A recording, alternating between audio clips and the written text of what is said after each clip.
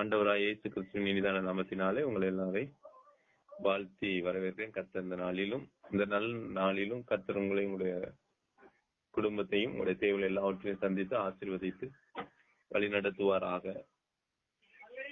தேவன் நம்ம கூட இருக்கணும்னா என்ன செய்ய வேண்டும் என்று சொல்லி வெளிப்படுத்தல் 3ஆம் அதிகாரம் 18ஆம் வசனத்தின் அடிப்படையில நாம் வேத வசனத்தை தியானித்து வருகிறோம். அதுல நேற்றைய தினங்கள்ல முதல் காரியமாக நாம என்ன செய்ய வேண்டும் என்பதை குறித்து ஆண்டவர் நம்மோடு கூட பேசினதை பார்க்க முடியும். முதல் காரியம், புடமிடப்பட்ட பொன்னை நம்முடைய தேவனுடைய கரத்தில் கேட்டு வாங்கணும் என்று சொல்லி ஆண்டவர் கற்றுக் கொடுத்தார். புடமிடப்பட்ட பொன்னை ஆண்டவரிடத்துல கேட்டு வாங்கணும். புடமிடப்பட்ட பொன் என்றால் எது என்று பார்க்கும்போது ஆண்டவருடைய வசனம் என்பதை ஆண்டவர் தெளிவா நம்மோடு கூட பேசினார். ஏன்னா எத்தனையோ காரியங்கள் நம்மிடத்துல இருந்தாலும், எத்தனையோ வசனங்கள் நம்மிடத்துல இருந்தாலும்,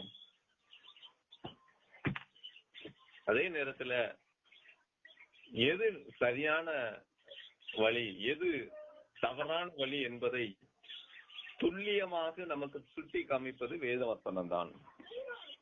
வசனம் மட்டுமே எது தேவனை பிரியப்படுத்தும் என்பதை கற்றுக் கொடுக்கிறது. தேவன் என் கூட இருக்கணும் நீ விரும்புகிறவன் கண்டிப்பாக வேத வசனத்துக்கு அதிக நேரம் கொடுப்பான் என்பதை குறித்து ஆண்டு தெளிவா பேசினார். ஏன்னா தேவன் எப்படிப்பட்டவர் என்று ஒரு மனுஷன் அறிந்திருந்தால்தான் ஆண்டவர் என் கூட இருக்கணும்னு விரும்புவார். அவர் சர்வ வல்லமுள்ள தேவன், ஒருவரும் கிட்டி சேர முடியாதபடி வாழுகிற ஒருவர், அவருடைய அனுமதி இல்லாம ஒருவரும் பேச முடியாது. அப்படி இருந்த தேவன் இன்றைக்கு நாம் சுலபமாக சகஜமாக அவரோடு பேசும்படியாக, அவரோடு நாம் இருக்கும்படியான மிகப்பெரிய ஒரு வாய்ப்பை அவர் நமக்கு இலவசமாக கிருபையாய் கொடுத்திருக்கிறார். அதற்கு அவர் தான் இறங்கி வந்திருக்கிறார். அதுதான் சொல்லும் பொழுது மேன்மை விட்டு தன்னை தாழ்த்தி வந்த தேவன். அப்படிப்பட்ட தேவன் நம்ம கூட இருக்குன்னா முதல்ல நான் என்ன சொன்னா, புடமிடப்பட்ட பொன் என்கிற வேத வசனத்தை நம்ம கேட்டு வாங்கணும். அதே நேரத்திலயும் இந்த கடைசி காலத்துல கொஞ்சம் எச்சரிப்போடு இருக்கணும். ஏன்னா இந்த வேத வசனத்தை நாம் கை கொள்ளாதபடிக்கும், ஆண்டவரிடத்துல கேட்டு வாங்காதபடிக்கும் தடையாக வீணான கட்டுக்கதைகளுக்கு, சத்தியத்தை விட்டு விலகி கட்டுக்கதைகளுக்கு, பாரம்பரியத்துக்கு, மனுஷனுடைய கற்பனைகளுக்கு இடம் கொடுத்து தேவனை விட்டு விலகி செல்லுகிற செயல்பாடுகள், கிரியைகள் மனுஷர்கள் கடைசி நாட்களில் தோன்றுவார்கள் என்பதை குறித்து ஆண்டவர் தெளிவாக கற்றுக் கொடுத்தார். ஆகவே இந்த வசனம் எவ்வளவு முக்கியம், ஆண்டவர் நம்ம கூட இருக்கணும், எவ்வளவோ இந்த வசனம் முக்கியம் என்பதை நீ கற்றுக் கொடுத்தார். அதனுடைய தொடர்ச்சியாக இன்றைய நாளிலும் இரண்டாவதாக எதை நாம் ஆண்டவரிடத்துல கேட்கணும், கர்த்தர் நம்ம கூட இருக்க வேண்டுமானால் எதை நாம் கேட்க வேண்டும். வெளிப்படுத்தல் அதே 3ஆம் அதிகாரம் 18ஆம் வசனத்தினுடைய மையப்பகுதி விதமாய் சொல்லுகிறது, நீ ஐசோனாகும்படிக்கு நெருப்பிலே புடமிடப்பட்ட பொன்னையும் உன் நிர்வாணமாகிய அவலட்சணம் தோன்றாதபடிக்கு நீ உடுத்திக் கொள்வதற்கு வெண் வஸ்திரங்களையும் என்னிடத்தில் கேட்டு வாங்கவும். இரண்டாவது, எதை ஆண்டவர் நம்மிடத்துல கற்றுக் கொடுக்கிறார், எதை என்னிடத்தில் நீ கேட்க வேண்டும் என்று சொல்லுகிறார் என்று சொன்னால், ஆண்டவராகிய இயேசு கிறிஸ்து நம்ம கூட இருக்கணும்னா வெண் வஸ்திரத்தை தேவனிடத்தில் வாங்கணும் அப்படின்னு சொல்லப்பட்டிருக்கு. வெண் வஸ்திரத்தை நான் வாங்கி ஆண்டவரிடத்துல கேட்டு வாங்கணும் என்று சொல்லப்படுது. இந்த வெண் வஸ்திரம் யாருக்கு கொடுக்கப்படும், அது இந்த வெண் வஸ்திரம் என்பது எது என்று சொல்லி நாம் முதலாவது அறிந்து கொள்ள வேண்டும். வெண் வஸ்திரம் என்று சொன்னால் பரிசுத்தத்தை குறிக்கிறது. வெண் வஸ்திரம் ஆண்டவர் தருகிற பரிசுத்தம். பரிசுத்தம் தேவனை தவிர வேற ஒருவராலும் கொடுக்க முடியாது. வழங்குதா? பரிசுத்தம் தேவனை தவிர வேற யாராலும் கொடுக்க முடியுமா? வேறு ஒருவராலும் கொடுக்க முடியாது. இத புரிஞ்சு கொள்ளணும். அதனாலதான் அவர்கிட்ட கேட்கணும். ஏன்னா வசனமும் அவர் தான் தர முடியும். அதனாலதான் அவர்கிட்ட தான் இருக்கணும். வசனமும் தேவனிடத்துல இருக்கு. சத்திய வசனம் ஆண்டவரிடத்துல இருக்கு. ரெண்டாவது பரிசுத்தத்தையும் நீ கேட்டு வாங்குங்கிறது. ஏன்னா பரிசுத்தம் தேவனை தவிர ஒருவரும் கொடுக்க முடியாது. வசனமும் அவரை தவிர ஒருவரும் கொடுக்க முடியாது. புரியுதா புரியலையா? பரிசுத்தத்தை நான் தேவனிடத்தில் கேட்டு வாங்க வேண்டும். எப்ப அது கொடுப்பாரு? பரிசுத்தத்தை ஆண்டவராய இயேசு கிறிஸ்து எப்பொழுது அதை கொடுப்பார் என்று சொல்லி ஆண்டவருடைய வார்த்தை தெளிவா சொல்லுகிறது. வெளிப்படுத்துதல் 3வது அதிகாரம் 4வது 5வது வசனத்தை வாசிங்க. ஆனாலும் தங்கள் வஸ்திரங்களை அசூசிப்படுத்தாத சில பேர் சர்தையிலும் உனக்குண்டு. அவர்கள் பாத்திரவான்களானபடியால் வெண் வஸ்திரம் தரித்து என்னோட கூட நடப்பார்கள். ஜெயங்கொள்ளுகிறவனவனோ அவனுக்கு வெண் வஸ்திரம் தருவிக்கப்படும். ஜீவ புஸ்தகத்திலிருந்து அவனுடைய நாமத்தை நான் கிறுக்கி போடாமல் என் பிதா முன்பாகவும் அவருடைய தூதர் முன்பாகவும் அவன் நாமத்தை அறிக்கையிடுவேன். வெண் வஸ்திரம் யாருக்கு கொடுக்கப்படுமா?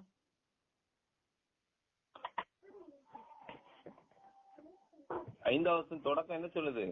தங்கள் வஸ்திரங்களை ஜெயங்கொள்ளுகிறவனவனும் அவனுக்கு வெண் வஸ்திரம் தருவிக்கப்படும். எதை ஜெயிக்கிறவன்? எதை ஜெயிக்கிறவன்? ஜெயம் கொள்ளுகிறவன் எவனோ அவனுக்கு வெண் வஸ்திரம் தருவிக்கப்படும். எதை? பாவத்தினாலும். ஆமா, பாவத்து. விளங்குதா? புரியுதா உங்களுக்கு? பரிசுத்தம் தேவனை தவிர ஒருவரும் கொடுக்க முடியாது. அந்த பரிசுத்தத்தை ஆண்டவர் இடத்துல கேட்டு வாங்கணும். அது எப்ப எனக்கு கிடைக்கும் என்று சொல்லப்படுகிறது? நீ ஜெயம் கொள்ளும் பொழுது. எதை? பாவத்தை ஒரு மனுஷன் எப்பொழுது ஜெயிக்கிறானோ அதை ஆண்டவர் என்ன செய்யறாரா? கொடுக்கிறார். எதை கொடுக்கிறாரு? வெண் வஸ்திரமாகிய பரிசுத்தத்தை. விளங்குதா? பரிசுத்த நாமளே எடுக்க முடியாது. பரிசுத்தத்தை நாமளே உருவாக்க முடியாது. அது தேவன் தான் தர முடியும். புரிஞ்சுட்டா? ஏன்னா இயேசு கிறிஸ்துவின் ரத்தத்தினால கழுவப்பட்டாதான் பரிசுத்தம் கிடைக்கும். புரியுதா புரியலையா? அவருடைய ரத்தத்தால் கழுவப்பட்டால் தான். நிறைய பேர் அதை செய்யறதுல பட்டால்தான் வெண் வஸ்திரம் கிடைக்கும். அதான் பரிசுத்தம். அப்ப அவர் தவிர யாராவது கொடுக்க முடியுமா? இல்ல, இல்லையா? பரிசுத்தம் என்பது தேவனை தவிர ஒருவரும் கொடுக்க முடியாது. அந்த பரிசுத்தத்தை நம்ம கேட்டு வாங்கன்னா எப்படி கேட்கணும்? என் பாவத்தை நான் மன்னி தரலுங்கன்னு சொல்லும் பொழுது எனக்கு வெண் வஸ்திரம் கொடுக்கப்படுது. அதாவது பாவ மன்னிப்பை பெற்று. புரியுதா? பாவ மன்னிப்பை பெற்று மீண்டும் பாவம் செய்யாமல் வாழும்போது. சரிதானா? மீண்டும் அதே பாவத்தை, அதான் முக்கியம். எந்த பாவத்தை நீ வெளியே வந்தியோ வாழும்போது கிடைக்கும். உண்மையா இல்லையா? வாழும்போது கொடுப்பார். எதை கொடுப்பாரு? வெண் வஸ்திரம்னா என்னது? பரிசுத்தம். விளங்கிட்டா உங்களுக்கு? அதான் ஆண்டவர் வார்த்தை. அதான் ஜெயம் கொள்ளுகிறவன் எவனோ அவனுக்கு வெண் வஸ்திரம் தரிப்பிக்கப்படும். ஜெயம் கொள்ளுகிறவனுக்கு தான் அந்த வெண் வஸ்திரம் தரிப்பிக்க. அவர் தான் அதை கொடுப்பார். நீ தரித்துக் கொள்வன்னு சொல்லல, தரிக்கப்படும், கொடுக்கப்படும். அது அவர் தான், ஆண்டவரால தான் அதை கொடுக்க முடியாது. அதான் சொல்ல வெண் வஸ்திரம் என்பது பரிசுத்தத்தை குறிக்கிறது. அது யாருக்கு கொடுக்கப்படுகிறதுனால் எந்த மனுஷன் பாவத்தை ஜெயிக்கிறானோ அவனுக்கு தான் அது என்ன செய்யுது? கொடுக்கப்படுகிறது. எந்த மனுஷன் பாவத்தை ஜெயிக்கிறானோ அவனுக்கு தான் இந்த வெண் வஸ்திரம் ஆகிய பரிசுத்தம் கொடுக்கப்படுகிறது. அதைத்தான் நான் சொல்றேன். உங்களை நீங்க எவ்வளவுத்துக்கு அப்போ இந்த பரிசுத்தம் தேவன் தருகிறது என்பதை முதல் அறியணும். நான் பரிசுத்தமா இருக்கிறேங்கிறது எதை வச்சு சொல்ல முடியும்? என்னை ஆண்டவர் பாவ மன்னிப்பை கொடுத்து நான் பரிசுத்தமாய், அதாவது இனி பாவம் செய்யாமல் இருக்கும் பொழுதுதான் இந்த பரிசுத்தம் எனக்கு கிடைக்கும்.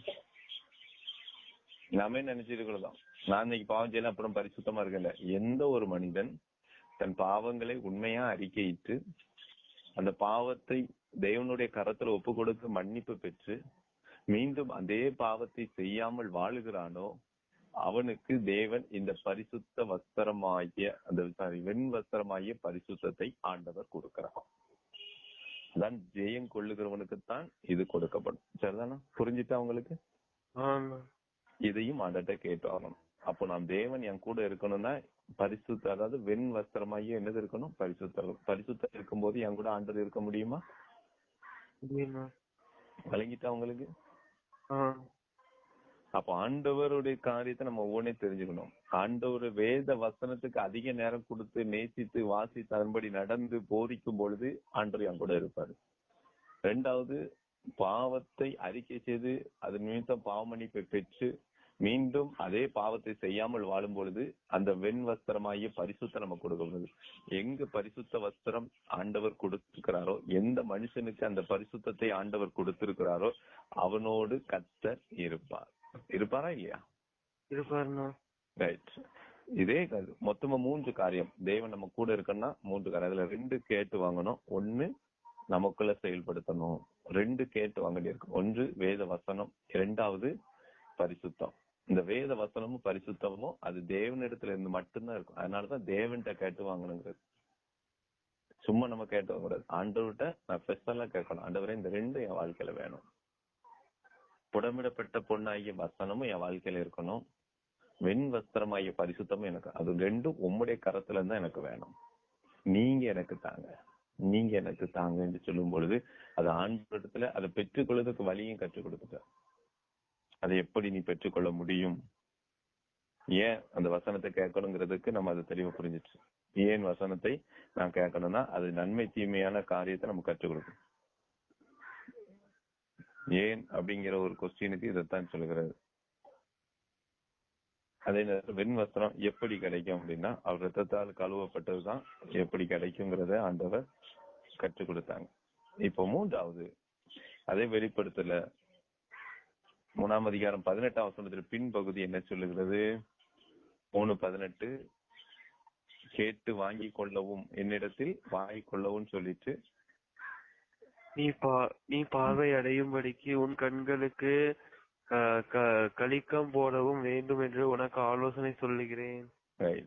அன்று தெளிவா கற்றுக் கொடுத்த. 3வது நீ பார்வை அடையும்படிக்கு கலிக்கம் போடவும் வேண்டும் என்று உனக்கு ஆலோசனை சொல்லுகிறேன். அதுக்கப்புறம் தான் போகும்போது 20ஆம் வசனத்துல சொல்றாரு. இன்னும்போது அந்த பின்பகுதியில சொல்லப்படுது, அது அழகா சொல்லப்படுது. அவனுக்கு ஒருவனின் சத்தத்தை கேட்டு கதவை திறந்தால் அவனிடத்தில் நான் பிரவேசித்து அவனோடு போஜனம் பண்ணுவேன், அவனும் என்னோட போஜனம். அப்ப நானும் ஆண்டவரோடு இருக்கணும், அவரும் நம்மோடு இருக்கணும்னா இந்த 3 காரியம் அவசியம். ஆண்டவர் சொல்லுகிறார், நீ கதவை தட்டுறப்பா, வசனத்தை நீ வாங்கிட்டியா, பரிசுத்தத்தை நீ வாங்கிட்டியா, கலிங்க உன் கண் போட்டுட்டியா, அப்படி இருந்துச்சுன்னா நான் உன் கூட தான் இருப்பேன்.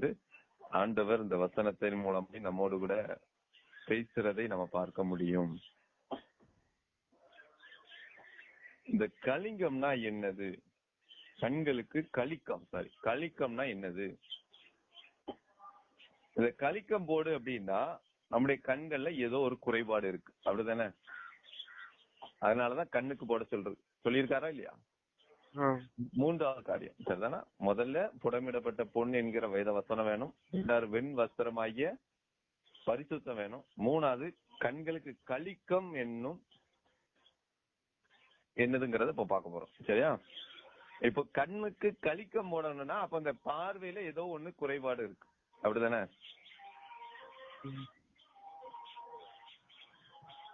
புரியுதா புரியலையா? ஆவிக்கிற வாழ்வில இன்னும் நான் தெளிவான பார்வை இல்லை, அதனாலதான் எனக்கு கலிக்கம் போட வேண்டியது. எப்படி பார்க்க வேணும், எதை பார்க்கணும், எந்த மாதிரிங்கிறது நமக்கு சரியானபடி தெரியல. புரியுதா புரியலையா? எப்படி பார்க்கணும், எதை பார்க்கணும். நீ நிறைய நேரத்தில் அதனாலதான் இன்னைக்கு பாத்துல விழுறாங்களா இல்லையா? தெரியாதனாலதான் ஆண்டவர். அப்போ நீ கலிக்கத்தை போடு அப்படிங்கிற சரியானபடி நீ ட்ராக்ல போகணும்னா உன் கண்களுக்கு கலிக்கம் போடவும் வேணுங்கிறாரு. அதான் சொல்லுது. நீ பார்வை அடையும் படிக்கு அப்படின்னா என்ன செய்யறது? அப்ப அந்த பார்வை அடையும் படிக்குன்னா அவன் கண்ணு எப்படி இருந்திருக்கணும்?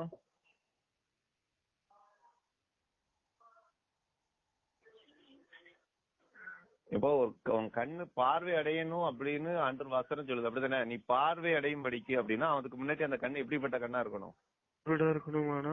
குருடா தான் இருக்கும். பார்வை அடையணும்னா பார்வை அடையல, அப்போ நீ பார்வை அடையணும் அப்படின்னு சொன்னா அதுக்கு முன்னாடி அந்த கண்ணு எப்படிப்பட்டதா தான் இருக்கும்? குருடா இருக்கும். குருடா தான் இருக்கும். அப்ப ஆவிக்குரிய வாழ்க்கையில உன் கண்கள் இன்னும் திறக்கப்படாமல் என்ன செய்யுது? குருடாக இருக்கிறது. அதை நீக்குவதற்கு உன் கண்களுக்கு கலிக்கம் தேவைங்க இல்லையா? கலிக்கம்னா என்ன? அப்ப நான் இதை நினைச்சு, அப்போ என் கண்ணு இன்னும் குருடா இருக்குன்னா நான் ஆபரேஷன் தானே பண்ணணும். உலக பிரமாணப்படி பார்த்தா ஆபரேஷன் தான். என் கண்ணு பார்வை சரியா தெரிய மாட்டேங்குன்னா இன்னைக்கு பாரு, ஒரு ஸ்டேஜ் ஆன உடனே நினைச்சுறாங்க, பார்வை மங்கின உடனே நினைச்சிரு, தெளிவான பார்வை விழணும்னு உடனே நினைச்சுறாங்க, கண் ஆபரேஷன் பண்றாங்க இல்லையா? அப்போ நம்முடைய ஆவிக்கிற வாழ்க்கையில நம்முடைய பார்வை சரியாக இல்லை என்பதனால, நம்முடைய தெளிவான பார்வை இல்லதுனால ஆண்டவர் சொல்றாரு, நீ கலிக்கம் போடு. கலிக்கம் போது உன் குருடு நீங்குவதற்காக, உன் ஆவிக்கிற பார்வையில இருக்கிற பார்வையற்ற ஒரு நிலைமை மாறணும் என்பதற்காக நீ அது கலிக்கம் போடுங்கிற வசனம் அப்படித்தானே சொல்லுது. உன் கண் தெளிவா இருந்தா எப்படி இருக்குமா? உன் சரீரம் முழுவதும் வெளிச்சமா இருக்கும். ஏன்னா கண்ணானது உன் சரீரத்தின் விளக்கா இருக்கிறது. உண்மையா இல்லையா? அப்படித்தான் வேதவசனம் சொல்லு. மத்தேயு 6ஆம் அதிகாரம் 22, 23 வாசிங்க. மத்தேயு 6, 22, 23.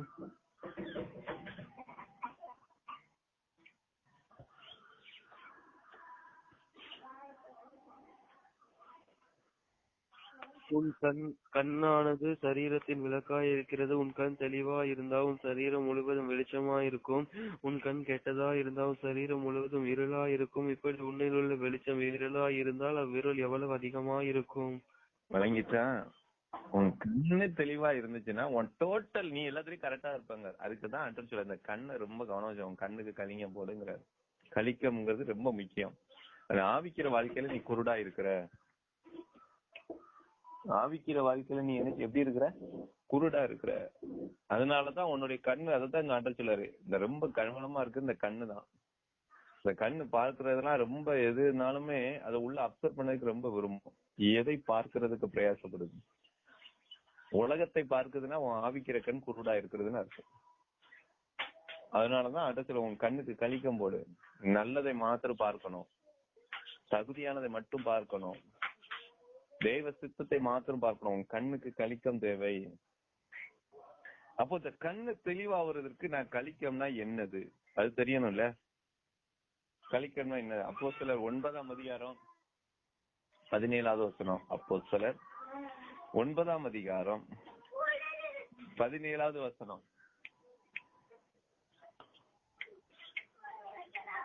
9ஆம் அதிகாரம். அப்பொழுது அனனியா போய் வீட்டுக்குள் பிரவேசித்து அவன் மேல் கையை வைத்து, சகோதரனாகிய பவுலே, நீ வந்த வழியிலே உனக்கு தரிசனமான இயேசுவாகிய கர்த்தர் நீ பார்வை அடையும்படிக்கும் பரிசுத்த ஆவியினாலே நிரப்பப்படும்படிக்கும் என்னை அனுப்பினார் என்றான். அப்பொழுது அனனியா போய் வீட்டுக்குள் பிரவேசித்து அவன் மேல் கையை வைத்து, சகோதரனாகிய சவுலே, நீ வந்த வழியிலே உனக்கு தரிசனமான இயேசுவாகிய கர்த்தர் நீ பார்வை அடையும்படிக்கும் பரிசுத்த ஆவினாலே நிரப்பப்படும்படிக்கும் என்னை அனுப்பினார். அப்போ ஒரு மனுஷன் பார்வை அடையணும்னா அங்க இன்னொருத்தர் தேவைப்படுதாரு. யாரு? பார்வை அடையும்படிக்கு யாரு தேவைப்படுதா? அதுல என்ன போட்டிருக்கு? நீ பார்வை அடையும்படிக்கும் பரிசுத்த ஆவியினால் நிரப்பப்படும்படிக்கும். அது யாரு?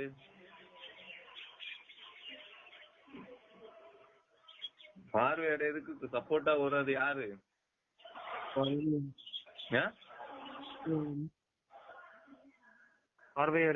பார்வையடைக்கு சப்போர்ட்டா வரதா?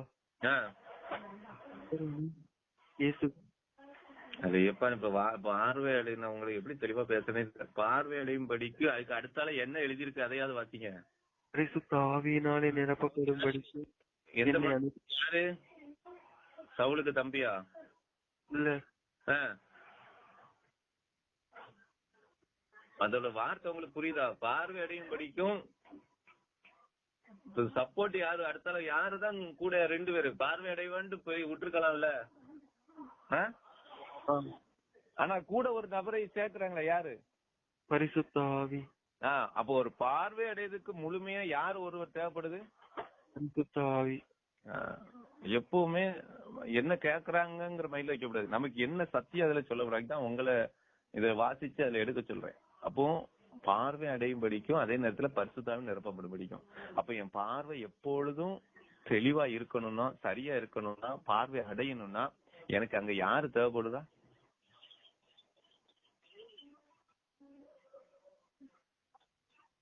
யாரு தேவைப்படுதா? பரிசுத்த ஆவி. புரியுதா உங்களுக்கு? அதுதான் கலிக்கம். உன் கண்களுக்கு கலிக்கம் போடணும்னா, கலிக்கம்னா யாரை குறிக்கிறது? பரிசுத்த ஆவியானவர். விளங்குதா? பரிசுத்த ஆவியானவர் இருக்கும்போது உன் கண் பார்வை அடைஞ்சு இருக்குமா, குருடா இருக்குமா? பார்வை அடைஞ்சிருக்கும். புரியுதா உங்களுக்கு? நீங்களும் அதாவது வேதத்தை நல்லா அறியணும், நீங்களும் தியானிக்கணும், நீங்களும் வாசிக்கணும். அதுக்காக தான் இவ்வளவு காரியத்தை உங்களோடு கூட பேசுறது. இல்லைன்னா வேகமா சொல்லிட்டு போயிடலாம். நீங்களும் கொஞ்சம் சத்தியத்தை அறியணும்ல. சொல்லிட்டு போவாங்கன்னு கூட இல்ல, நீங்களும் சத்தியத்தை சொல்லணும்ல. வேற என்ன ஒரு சம்பவம் அல்ல, அப்படிதான் இருக்கு. யார கொடுத்திருக்கு? அது உன் கண்கள் பார்வையடையும் பிடிக்கும். அதுக்கு அடுத்தால யார கொடுத்திருக்கு? சொல்லிட்டே போயிட்டு இருக்கீங்க. அதுதான் மெயின். அப்போ பார்வை அடையும் படிக்கும் பரிசுத்தாவின் இருப்போம். ஏன் பார்வை அடைந்து கொள், பார்வை அடைவாயாகன்னு சொல்லிட்டு விட்டுருக்கலாம்ல. இது உலக பிரமாண பார்வை குருடை குறித்து சொல்லல, ஆவி குருடை குறித்து சொல்லப்படுகிறது. புரியுதா? ஆவிக்குரிய வாழ்வில் இருக்க. அதனாலதான் நீ பார்வை அடையும் படிக்கும் பரிசுத்தாவின் நிரப்ப முடியும். அப்போ பார்வை அடைவதற்கு உனக்கு பரிசுத்த ஆவியான தேவை. உண்மையா இல்லையா? அப்போ நம்முடைய வாழ்க்கையில ரொம்ப அவசியமான ஒன்றாக இருக்கிறதை தான் குறித்து ஆண்டவர் தெளிவா சொல்லுகிறார். அப்போ நம்மளுக்கு பார்வை என்பது பரிசுத்த ஆவியை குறிக்கிறது. அதாவது கலிக்கம் என்றாலே ஆவியானவரை குறித்து சொல்லப்படுவதை பார்க்கிறோம். லூக்கா 18ஆம் அதிகாரம் 42வது வசனத்தை வாசிங்க. லூக்கா 18:42.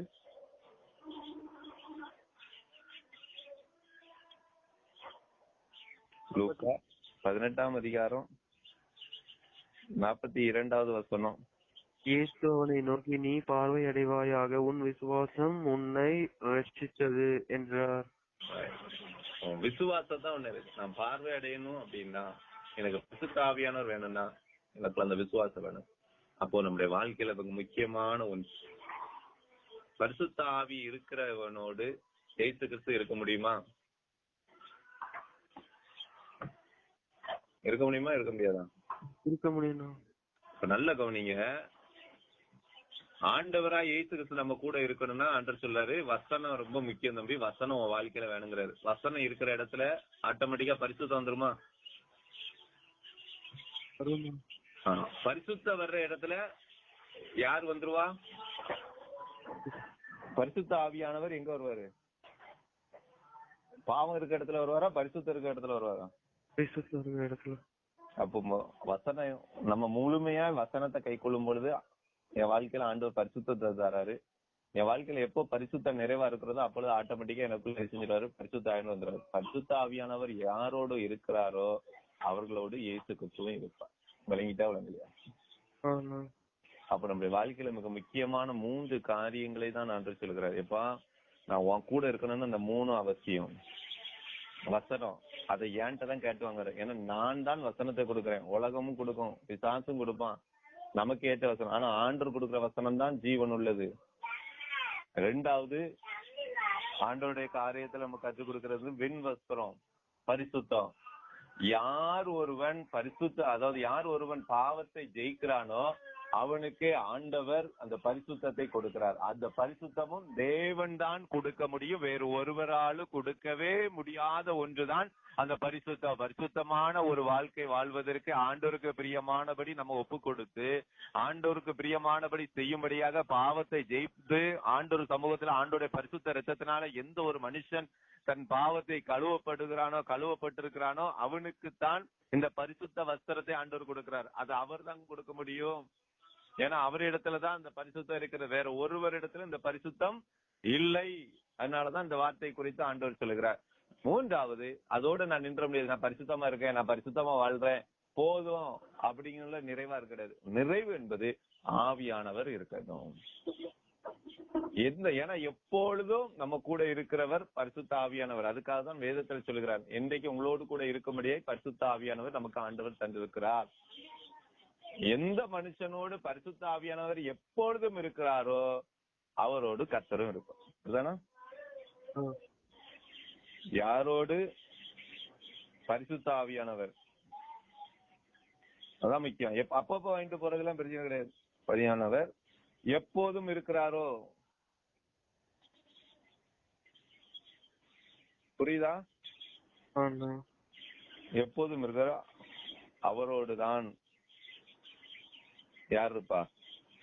பரிசுத்த ஆவியானவர். யாரோட பரிசுத்த ஆவியானவர் இருக்கிறாரோ அவன் எப்போதும் இயேசு கிறிஸ்துவும் இருப்பார். சரிதானா?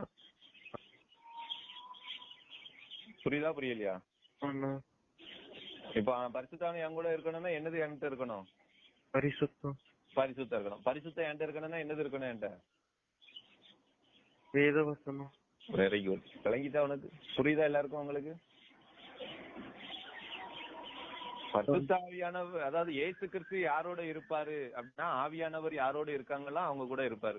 ஆவியானவர் எப்பொழுது இருப்பாரு? பரிசுத்தம் எங்க இருக்கோ அப்பெல்லாம் அவர் இருப்பாரு. பரிசுத்தம் எப்போ இருக்கும் அப்படின்னா வேத வசனம் யாரோட எல்லாம் இருக்கிறதோ, வேத வசனத்துக்கு 24 மணி நேரமும். அதைத்தான் சொல்லுது. சங்கீதம் 1:1 நம்ம பார்த்தோம்னா நிறைய காரியங்களை பார்க்க முடியும் இல்லையா? சங்கீதம் 1, 2, 3 வசனத்தெல்லாம் நம்ம பார்த்தும் போது அந்த வசனம் அழகா தெளிவா சொல்லுகிறதை நம்ம பார்க்க முடியும் இல்லையா? இரவும் பகலும் நம்முடைய வேத தியானமா இருக்க மாட்டோம். அப்பொழுது எப்பொழுதும் வேத வசனத்தோடு இருக்கிறவனோடு ஆண்டவர் எப்போதும் அந்த பரிசுத்தத்தை கொடுக்கிறார். எப்போதும் பரிசுத்தம் யாரிடத்துல இருக்கோ அவர்களோடு எப்போதும் பரிசுத்த ஆவியானவர் இருப்பார். எப்போது யாரிடத்தெல்லாம் பரிசுத்த ஆவியானவர் இருக்கிறாரோ அவர்களோடு எப்போதும் இயேசு கிறிஸ்து. சரிதானா? வழங்கிட்டா? ஆசீர்வதிப்பாராக. ஜெபம். கிருபை நிறைந்த தகப்பனே, உங்களுடைய சமூகத்துல நாங்கள் ஆண்டவரே ஒன்று கூடி ஜெபிக்க கிருபை செஞ்சீங்க. தேவன் கூட இருக்க என்ன செய்ய வேண்டும்? 3 முக்கியமான காரியம், முத்தான காரியத்தை நீங்க கற்றுக் கொடுப்பீங்க. முதலாவது, புடமிடப்பட்ட பொண்ணு உன்கிட்ட இருக்கணும். அதாவது வேத வசனம் புடமிடப்பட்ட பொண்ணு. யாரெல்லாம் ஆண்டவர் என் கூட இருக்கணும்னு விரும்புறாங்களோ அவங்க எல்லாம் கண்டிப்பாக வேத வசனத்துக்கு அதிக நேரத்தை கொடுப்பாங்க. 2வது, வெண் வஸ்திரம் இருக்கணும், பரிசுத்தம்.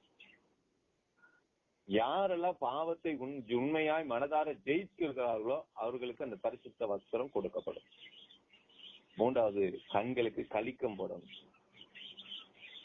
யாரோடெல்லாம் ஆவியானவர் இருக்கிறாரோ அவங்க கண்கள் கலிக்கம் போட்டு இருக்கிறார்கள் என்பதை குறித்து ஆண்டவர் மிக தெளிவா பேசினார். நன்றி சொல்லுவோம் ஆண்டவருக்கு. வேத வசனம் இருக்க இடத்துல பரிசுத்தம் இருக்கும். பரிசுத்தம் இருக்க இடத்துல பரிசுத்த ஆவியானவர் இருப்பார். எங்கு பரிசுத்த ஆவியானவர் இருக்கிறாரோ அங்க இயேசு கிறிஸ்துவும் இருப்பார், எப்போதும் இருப்பார். இன்னைக்கு நிறைய நேரத்தில் நம்ம வசனத்தை முக்கியத்துவப்படுத்துறோம், பரிசுத்தத்தை முக்கியத்துவம். ஆனா பரிசுத்த ஆவி நம்ம கூட இருக்கணுங்கிறத நிறைய நேரத்தில் அதை மறந்து விடுகிறோம். பரிசுத்த ஆவியானவர் தான் வேதம் சொல்லுகிறது. முத்திரையாய் பெற்ற பரிசுத்த, மீட்கப்படும் நாளுக்கென்று முத்திரையாய் பெற்ற பரிசுத்த ஆவியானவர். நம்ம பரிசுத்தம் எவ்வளவு முக்கியம் என்பதை நம்ம அறிந்து கொள்ள வேண்டும். அன்பின் ஆண்டவரே, இந்த நாளிலும் நீர் எங்களோடு பேசின வார்த்தைகளுக்காக ஸ்தோத்திரம். நீ எங்க கூட சேர்த்து இந்த முக்கியமான 3 காரியம், வசனம், பரிசுத்தம், பரிசுத்த ஆவியானவர், இந்த 3 எந்த மனிதத்தில் இருக்கிறதோ அவர்களோடு கர்த்தர் இருப்பார். இதுதான் அடையாளம். வேற எந்த அடையாளத்தையும் நீங்க தள்ளி போகாதீங்க. வசனம், பரிசுத்தம், பரிசுத்த ஆவியானவர், இந்த 3 இருக்கிற மனிதரோடு ஆண்டவராய் இயேசு கிறிஸ்துவும் இருப்பார். வேற எந்த அடையாளம் கிடையாது. உலக நன்மைகள் அல்ல, அற்புத அடையாளங்கள் அல்ல, இந்த 3 தான் முக்கியம் என்பதை ஆண்டவர் தெளிவா கற்றுக் கொடுத்தாங்க. கண்டாண்டி சொல்லுவோம். இப்ப அந்த வசனத்தின்படி எங்களை நடத்துங்கப்பா. இந்த மூன்று ஒவ்வொரு பிள்ளைகளாய் எங்களுக்குள்ள இருக்க முடியாது ஒப்பு கொடுக்கிறோம். கடைசி காலத்துல வஞ்சிக்கிற சத்தியத்தின் நிமித்தம் நாங்கள் ஜெயிக்கிறதுக்கும் வஞ்சிக்கப்படுறதுல இருந்து நாங்க தப்பித்துக் கொள்வதற்கும் இந்த சத்தியத்தை கற்றுக் கொடுத்தீங்க. அதுல ஜெயங்கொள்ள எங்களுக்கு உதவி செய்யுங்கப்பா. தொடர்ந்து உங்களுடைய கிருபை கூட இருக்கட்டும். கேட்ட பிள்ளைங்க, கேட்க போற பிள்ளைங்களுக்கு பிரயோஜனமாய் துதிகான மைமேல் நமக்கு இயேசு கிறிஸ்துவின் ஜெபிக்கிறேங்க நல்ல பிதாவே. ஆமென்.